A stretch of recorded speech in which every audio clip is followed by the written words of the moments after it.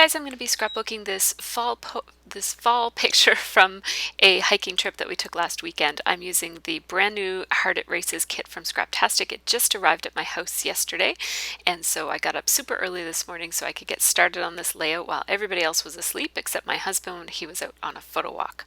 So I have the baby monitor on and I'm down here scrapbooking and absolutely loving it. I really want to use this Scraptastic cut file that you see I have layered underneath of the photo. I just have a printout of the file, which I did just so that I could remember that I have that file.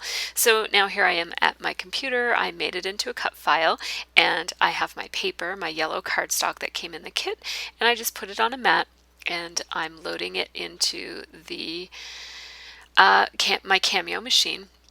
I just had to check it there, and here it is starting to cut, and it takes a little while. It's a fairly elaborate a fairly elaborate cut, and I am cutting it at a fairly large size. I just stuck another mat under there just to make sure that it didn't get hung up on my desk corner. Into my Silhouette design software, and when you first try to use these images, they're going to be black. Which is not a cut file, so you won't be able to cut this out as it is. You need to go through a process of selecting this and tracing it and turning it into a cut file because it needs to be red. If you've been using your Silhouette Cameo or whatever Silhouette machine you have, you're used to your cut files being in red. And I know a lot of you guys know how to do this probably a lot better than I do, but basically we want this file to look like this, which is the file that I just cut. And so if you are looking for help with that, I am not the best person to help you because I am not very technologically inclined.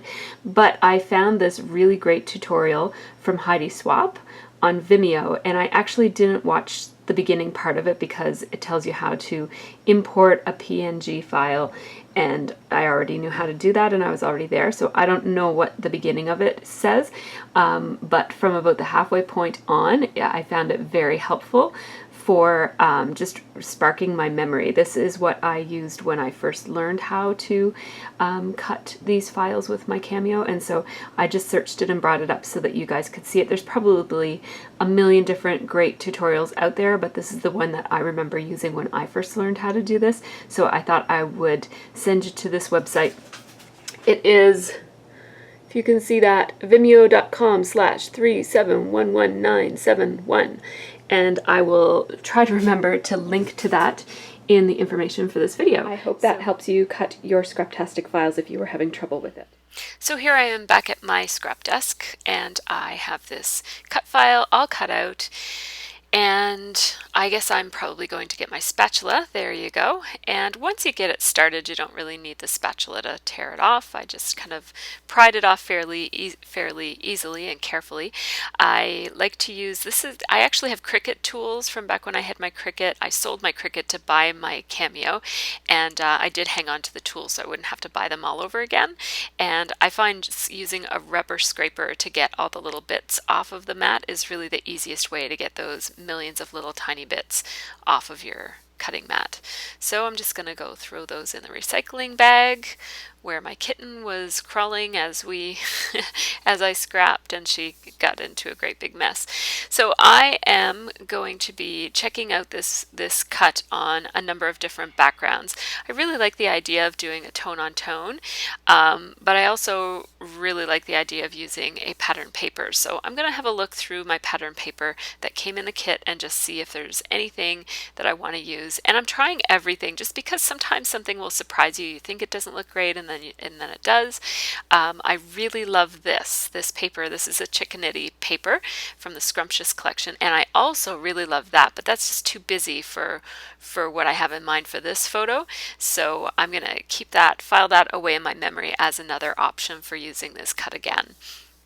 For now, I'm thinking about using this paper, and I really love that paper. It's got these swipes of watercolor on it. It's absolutely gorgeous. But I'm thinking about now, how am I going to do some layers on this? It's going to look kind of busy with a busy background and then the die cut, and then if I put some pattern papers in there as well, it's feeling like it's going to be too much. So I'm thinking, I actually I'm thinking I'm going to mist it in different shades of yellow, and then I'm going to consider maybe doing a tone on tone, like layering the yellow die cut on the yellow cardstock, and where it's been misted, it will stand out a little bit more than it did when it was just plain. So I have Custard, Sunshine, and Gold, Mr. Huey's. I think it's Sunshine. It might be Sunset. I have both. I think it's Sunset because Sunshine is like a neon yellow. I splattered some of the gold, but it wasn't making as gold, as metallic a splat as I wanted, so I just pulled out some Heidi Swapp gold because it makes a much more bright and shiny splatter than the Mr. Huey's gold. The Mr. Huey's gold is just kind of like a goldish, slightly metallic yellow mist. So I'm loving how that looks, and that looks great on that background, but it also really makes the tone on tone yellow, like the die cut really pops out when I use it on the yellow cardstock. So again, I'm going back and forth. I really want to use this background paper, but I thought I'm not going to use it just to use it. I really love the look of this die cut on the yellow paper, so I'm going to use the yellow paper. I'm going to do more layouts. I don't have to use all of my favorite things in the first layout. I have to keep reminding myself of that. So, yeah, one more try. I keep going back and forth. Gonna put my misting stuff away. And here I am at my sewing machine. I am just going to sew some circles around this. Oh, look at me chewing on my lips while I do that. It's hard to sew circles, really. I keep getting distracted by myself. Sorry. I find it really hard to sew circles, and so I put my sewing machine on the very slowest speed that it has, and then even when I put my pedal to the metal with my foot on the foot pedal, it only goes so fast. And so you see here, and this is on fast forward, so it was going quite a bit slower, and that just allowed me to follow some of the lines of the die cut and to make sure that I am sewing a reasonably circular circle. So I sewed the inside circle, which was an easy one because it was an actual circle. I just followed the lines of the die cut, and now I am sewing an outside circle, which I'm going quite slowly on. Just so that because I'm not exactly following the lines, because there isn't a circle to follow, so I'm just kind of ad-libbing it and trying to meet up with the same pieces on each kind of repetition. I don't know if that makes any sense. And now this one, I put my sewing machine on a faster speed because for this one, I'm just sewing between the other two lines that I've already sewn. So because I have that guide there, it's a lot easier for me to just kind of zip it around the circle.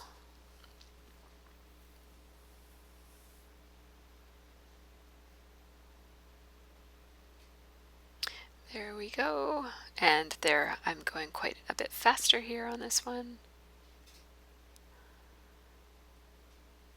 And I'm using gold thread, which is my very favorite thing to use. I had kind of golded myself out and stopped using gold thread for a little while there, but I absolutely love it. So I've come back to it because I think I took a long enough break.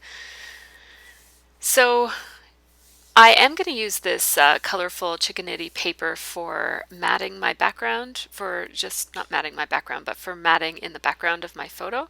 And so I'm just going to use my trimmer here, and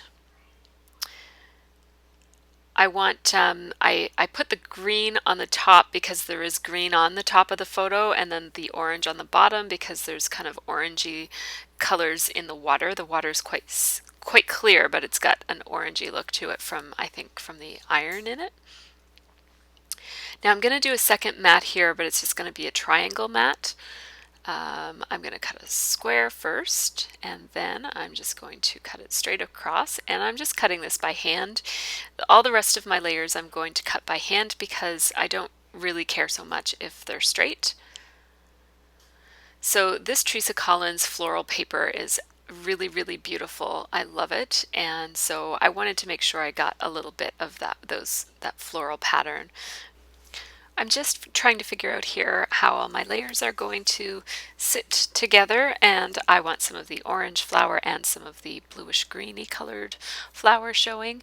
And I'm also going to cut a hunk of this Chamel paper in the beautiful handwriting, orange on orange, like a tone on tone look, and I really like what that adds. It kind of makes everything else pop and puts something a little solid behind the white paper so that the white edges don't blend in too much with the yellow, and it just kind of gives everything a bit more definition. So now I'm looking through the Chickanitty die cuts that came in the kit, and I'm looking for a frame that I can use for my journaling, and I really love this gray striped horizontal frame. I, in general, just love gray horizontal, not horizontal, they're diagonal. I love gray diagonal stripes, so that was an easy one, and it's nice and neutral, and it kind of picks up on the grays that are in the rocks, and also the grays that are outlining that family outing die cut that's above. And so I'm coming up with two different clusters here, some labels and frames, and I want to get that wood veneer on this layout because it's in the woods. And then up in the top corner, I just have that family outing die cut and a flare badge. So I think I took a picture there. I can't remember. I wasn't really looking. I was thinking about what I was saying instead. So I don't know what I missed. Um, Yeah, so I pulled out those Teresa Collins stickers that I love so much. There I am snapping a picture. I don't know what I was doing before. Anyhow, I've got too many layers here that aren't glued together, and I'm starting to feel a little overwhelmed by it all. So I have to start sticking stuff down at this point, or I'm going to kind of not be able to place things in the right way. I don't want to get too far with placing my embellishments before I stick down my papers, because otherwise I might set up my embellishments just the way I want and then not ever be able to get them back. So as it is, you see, I didn't glue that down exactly the way that I had planned to, because I wanted to see the reason I shifted that around is that I wanted to see some of that paper sticking out above the family outing die cut, and when I originally stuck down the papers, it was too low and you weren't seeing enough of that blue flower.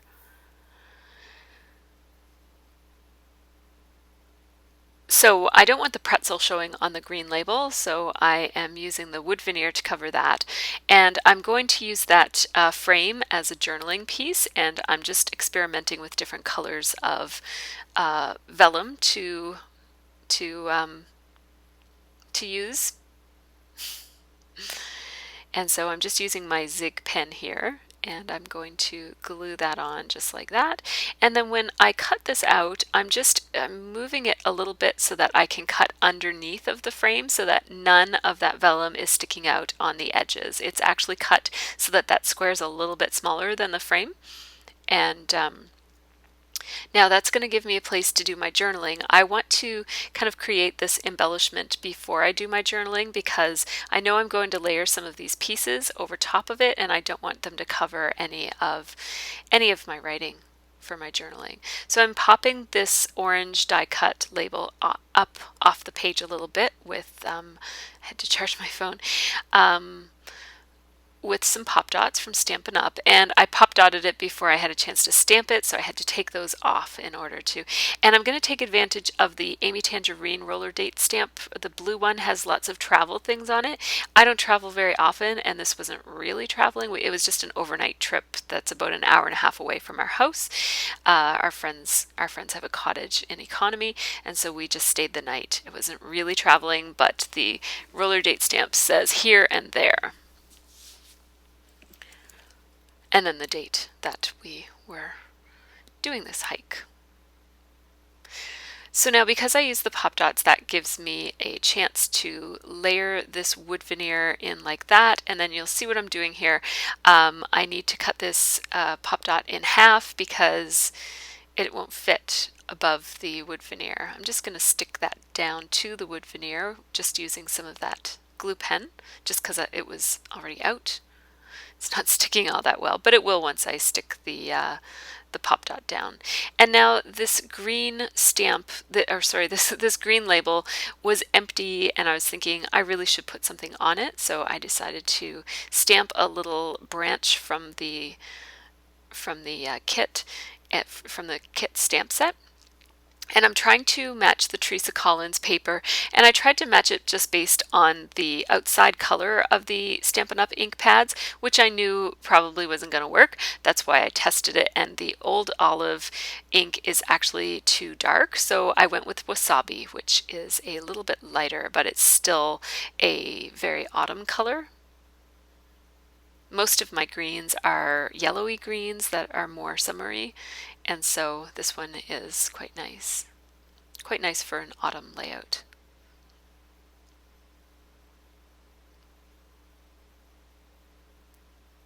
So I just wanted to show you what that looks like.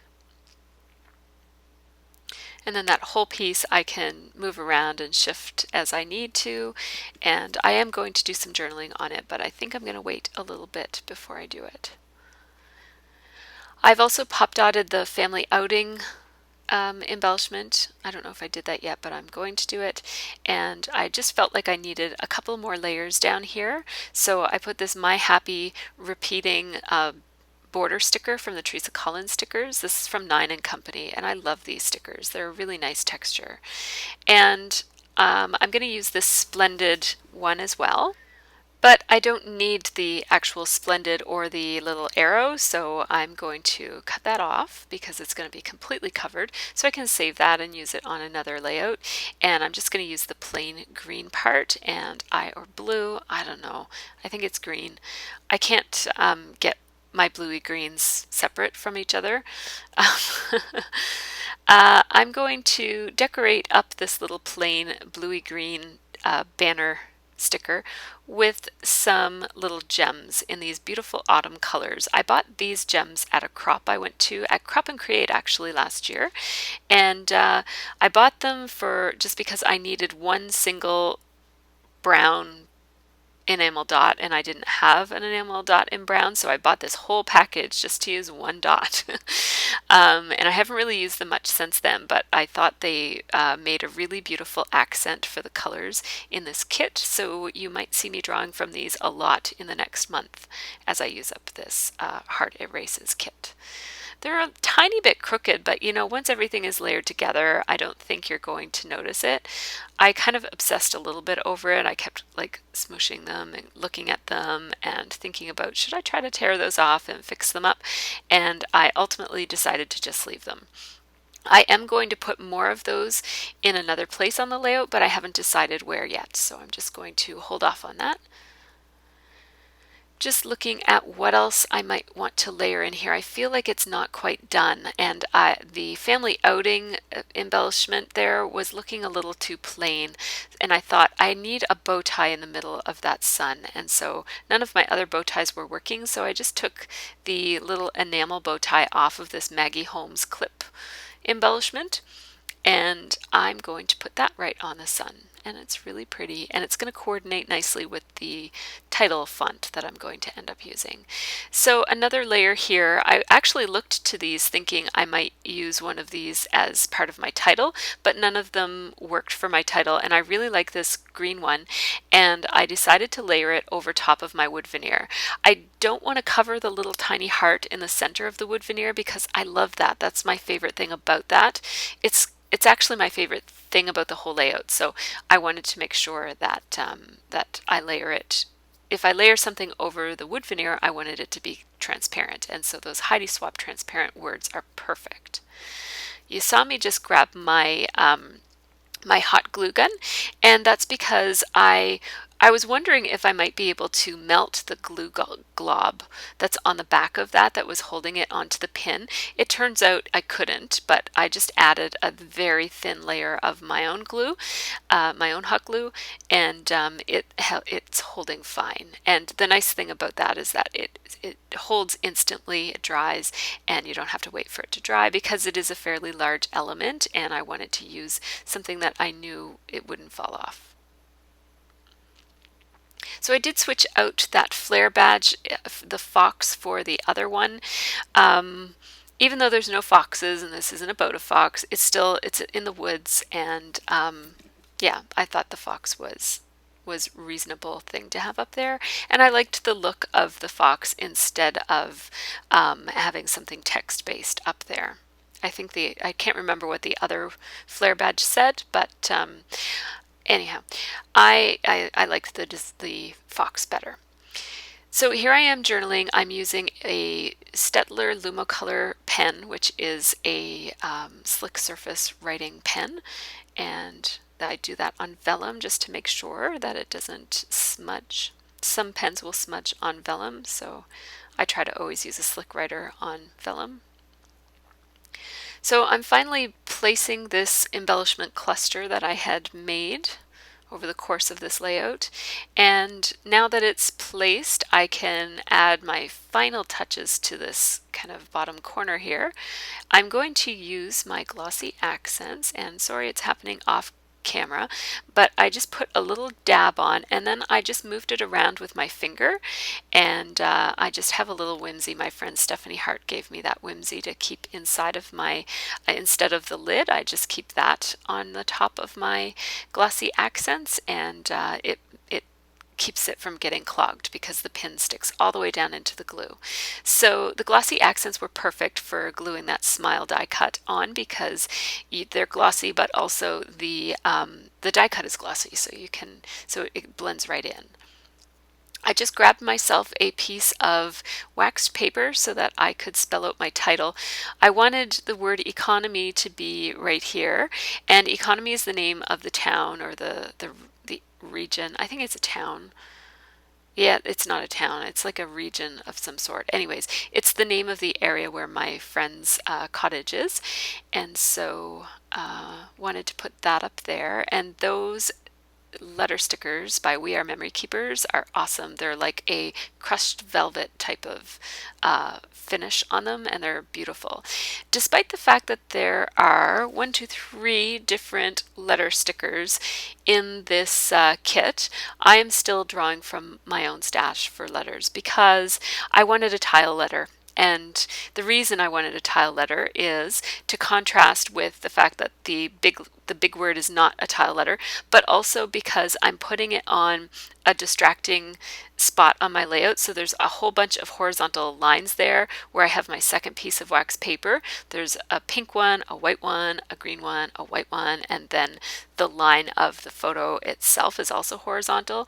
And I didn't want to use a cut out shaped letter sticker over that area. I thought it would take away from the readability and make it too distracting. So I like to use tile stickers whenever I'm placing words on a more distracting type of a background. So that's what I did. So I did take those from my stash, and those are Craft Mini Market stickers by October Afternoon. I think I have 4 sheets of them because I love them so much. So I'm just spelling out falls, and I'm leaving little tiny spaces between them, and I'm kind of making them go up and down a little bit with a bouncing line. And I'm going to place these and shift them around a little bit. They're not terribly sticky. These We Are Memory Keepers letter stickers are very similar to Thickers in that they're not all that sticky. And I'm a little worried that I don't want the N to look like an O when it disappears under that family outing embellishment.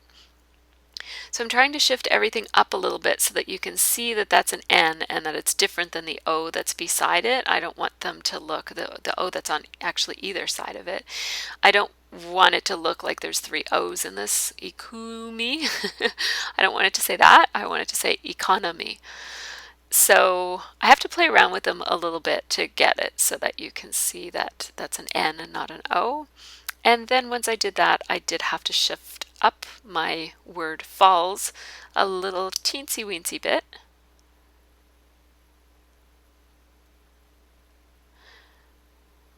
Perfect. And now I'm going to put trail, which is the same number of letters, coincidentally, which is nice. I like it. I like using mini market stickers with two words that are the same number of letters because it makes a nice little rectangle. It looks quite nice. And I just made those bounce a little bit too, just a tiny bit. So now these letter stickers do not stick very well to the page with so many layers underneath of them, so I am going to just run another line of gold thread. Here I'm running it over the word trail, and now I'm going to run it over the word economy.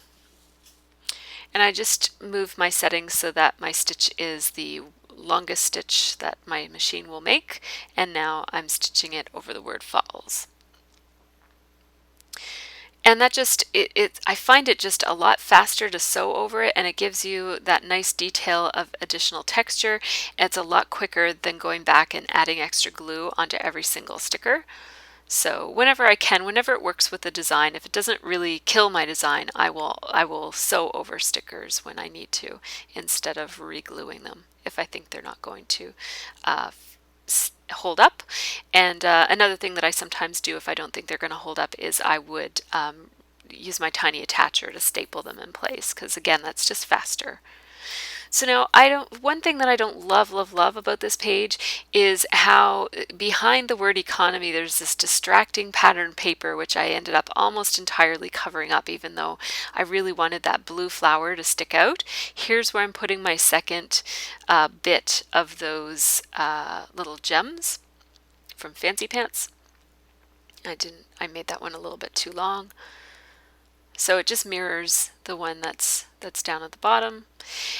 So I'm not in love with that part of this layout. It's kind of these distracting black lines, especially the ferns behind it. Like if that paper didn't have the black accents on it, I don't think, or dark brown or whatever they are, I don't think that I would mind that so much, but it's that dark brown fern and leaf pattern that's showing through the letters of economy that I'm really not loving. But I'm going to leave it anyways because I love this layout more than I don't love it. I actually really like this one. It was fun to make, and I really love how it turned out. I love the color scheme and everything. This is a beautiful kit. So here you see the close-up. One of the things that I did at the very end was I just added 2 more gems in 2 different places, so a total of 4 gems, just for a little bit more interest because I didn't do any splatter on this one, and so I wanted there to be just a little bit more interesting detail, and it kind of picks up on the gems that were already on the layout. So I really love the tone-on-tone look of that die cut on a piece of cardstock from the same color. And so that was fun. I think that might be my first time I've ever tried to do that. So thanks so much for watching, everybody. I hope you have a really great scrappy week.